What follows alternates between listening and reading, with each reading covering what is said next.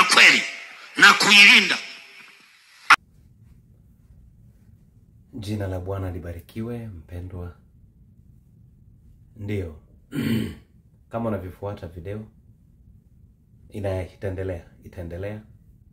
Ndio madhumuni yetu ya kukutana nawe hapa ili tuendelee kusikia hilo ambalo mtumishi wa Mungu Moses Magembe anaongea. Vipimo vitano vya kuweza kuotofautisha huu muujiza ni wa Mungu au ni wa shetani. Mambo matano muhimu. Binadamu huwa tunaupenda muujiza. Paka nimewaona wachungaji wengine yupo ridhaa kumpeleka mtoto wake mahala popote pale ambako atapelekwa ili mradi awe amepona. Waumini ndio usiseme sasa. Kwa hiyo ili ambalo tunaenda kulisikia hapa litatusaidia kutenganisha jambo muujiza. Wewe ndio unaochukulia kama jambo la ajabu sana. Kuna wengine muujiza sio jambo la ajabu sana kujua kama huyu ni Mungu au sio Mungu. Sasa wewe kwa yeyote yule ambaye anafanya muujiza unamchukulia moja kwa moja kwamba ni ni muujiza wa Mungu. Hamna, sivyo? Ila mambo yanayokuja yanaenda kutusaidia wewe na mimi kufahamu huu muujiza, je, ni wa Mungu au sio wa Mungu. Tutofautishe vitu, tuviweke vifahamike kwamba hiki ni cha shetani, hiki ni cha Mungu. Tujue kama huyu ni mamba au ni kenge. Tujue hii ni blue au ni nyekundu, nyeusi au nyeupe. Sio kwa sababu mtumishi anajawa nguvu unasikia anakuambia adili, anasema kwa lugha mbalimbali kwamba tayari huyu ni mtu wa Mungu. Hamna. Kuna vitu vitakusaidia kuwatambua. Ndivyo hivi ambavyo tunaenda kuviona. Uwe makini, kaa vizuri. Ambaye kuna mtoto, kabidhi mtoto kwa mama yake. Tuende kusikia haya mambo ambayo yatatusaidia katika ufalme wa Mungu. Naamini kwamba utaenda kushiba, na endapo utakuwa na swali utaandika hapo chini, una type. Ukitype tutaenda kukujibu kama gisi Roho Mtakatifu na maandiko watakavyotuongoza. Asante sana, ubarikiwe na Mungu. Uwe nasi mpaka tamati. Mungu akubariki. Na muujiza wa Mungu. Nimeamua kufundisha safari hii. Moja, kipimo cha tabia na mwenendo. Hiki ndicho kipimo namba moja. Huyu mtu anayetumiwa na Mungu, huyu mtu anayedai kutenda miujiza, naomba wafuatilieni, mjue na wanakoishi. Na wengi wanakuwa na tuhuma mbaya, chafu, lakini zinafunikwa kwa kutumia nguvu na kunyamazisha watu wasiulize maswali. Hapana. Lazima tunda la Roho lionekane. Tunda la Roho lionekane. Na naongea hili ninajua. Je, huyu mtu anayetumiwa na Mungu huyu mtu anayetenda muujiza anakazia watu wamwabudu Mungu? Anakazia watu waache matendo maovu? Anakazia nini? Au anakazia muujiza tu? Anakazia mafanikio? Anakazia mafanikio. Sehemu kubwa ya watu leo wanakazia mafanikio. Utabarikiwa, utainuliwa, biashara zako, hilo na hilo, sijui nini, utasoma sana, utapata mara ngapi. Sikiliza, hayo sio makusudi ya Mungu kutenda muujiza.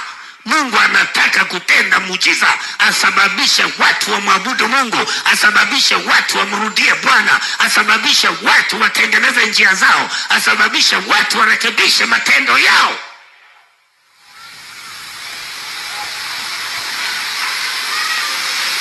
Pili, nia ya ndani. Mtumishi wa kweli wa Mungu anawaongoza watu kutenda mambo manne yafuatayo. Mtumishi wa kweli wa Mungu anayetumiwa na Mungu lazima waongoze watu mambo manne yafuatayo. Moja, kumheshimu na kumwabudu Mungu. Korintho wa pili 8:23 na Filipi 1:20. Pili, kuongoza watu au kanisa kwenye utakatifu. ni lazima aliongoze hao ambao anawakusanya, awaongoze kumwabudu Mungu, kisha awaongoze kwenye utakatifu, awaongoze kwenye kuzaliwa mara pili, watubu dhambi. Kwenye hayo makusanyiko watu hata watubishwi wala hawaongozwi. Baada ya hapo wafanye nini ili waukulie wokovu? Baada ya hapo waelekee wapi? Ni kwenda na kurudi, ni kwenda na kurudi, ni kwenda na kurudi, ni kwenda na kurudi. Hapana. Tatu, lazima ashughulike na kuokoa waliopotea. Je, wanaokoka?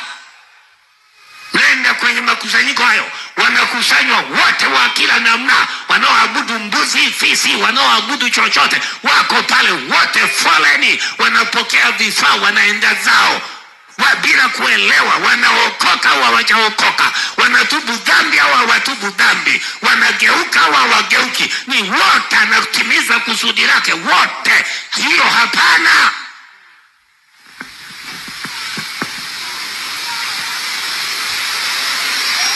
Hakuna malezi ya kiroho. Hapana. Nne,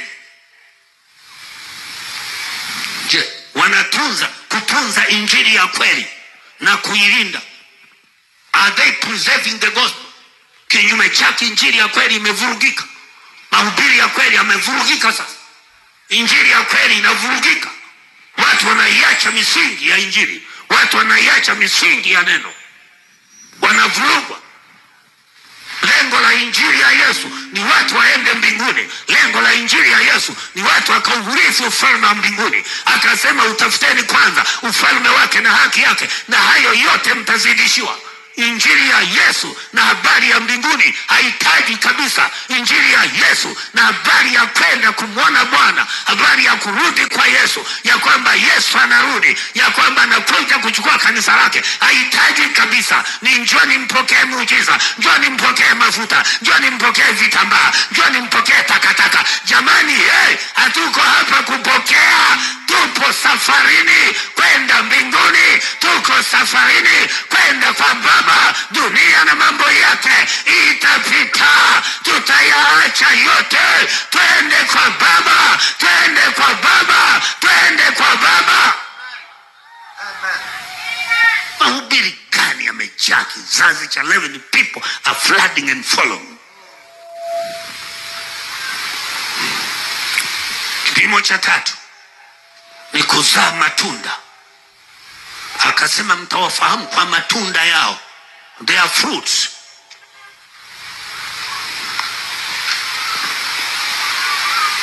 Kipimo cha nne ni kiwango cha kukaa na kutegemea maandiko, neno la Mungu.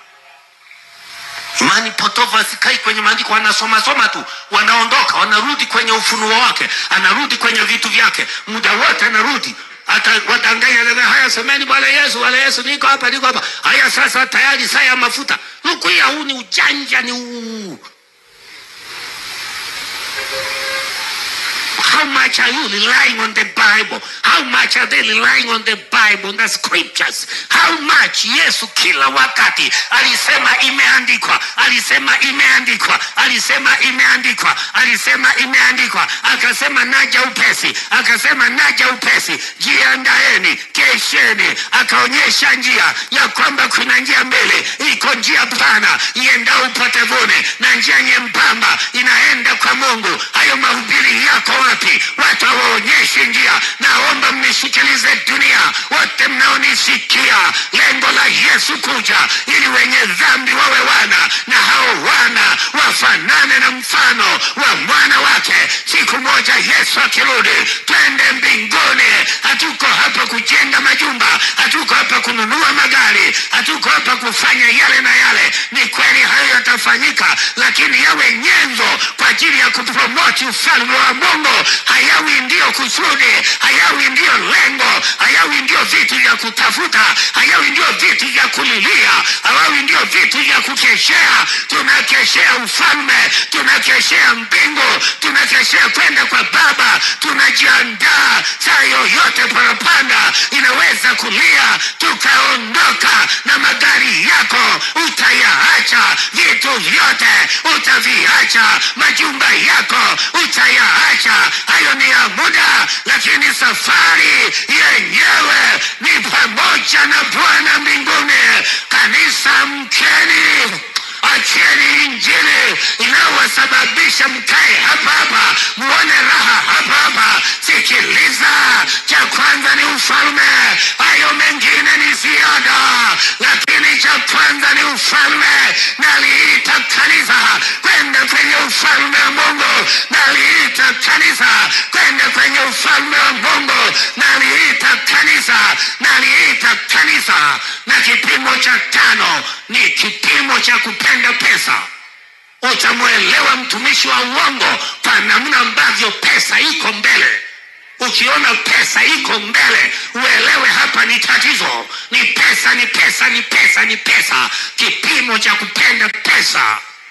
Pesa, mafanikio, baraka za kimwili ndio zinakuwa exaggerated, lakini mambo ya roho hayatajwi. Ni ya mwili, ni pesa, ni mafanikio, ni nyumba nzuri, ni takataka. Nisikilizeni leo, nasema na ulimwengu, jambo la kwanza ambalo ndilo liwe kipaumbele chako ni kwenda mbinguni, ni kwenda mbinguni, ni kwenda mbinguni, ni kwenda mbinguni. Tofauti za maisha zitaendelea kuwepo. Hata Yesu akiwepo, masikini walikuwepo, tena walikuwa wanamwamini yeye, hakuwaondolea umasikini wote.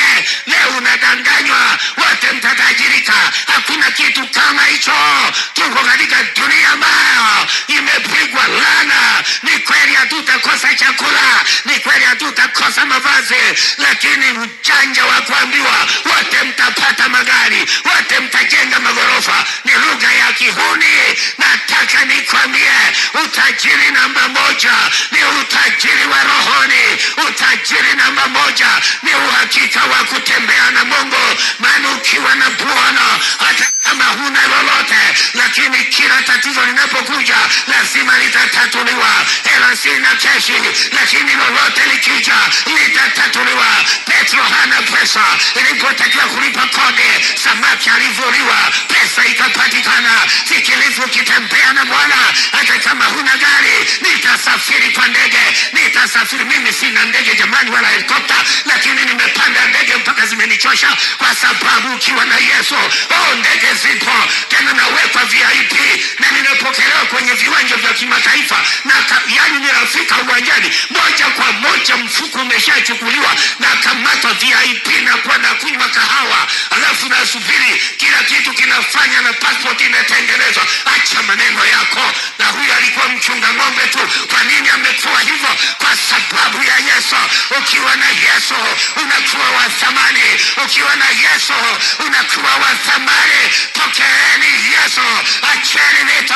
Pokeeni Yesu, pokeeni Yesu, pokeeni Yesu. Ni Yesu, ni Yesu aliyewafanya masikini kuwa wa maana. Waangalie mitume ni wavuvi, waangalie Yesu amezaliwa horini, lakini dunia nzima leo inamfuata. Sisomi kushiba. Na endapo utakuwa na swali, utaandika hapo chini, una type. Ukitype tutaenda kukujibu kama gisi Roho Mtakatifu na maandiko watakavyotuongoza. Asante sana, ubarikiwe na Mungu, uwe nasi mpaka tamati.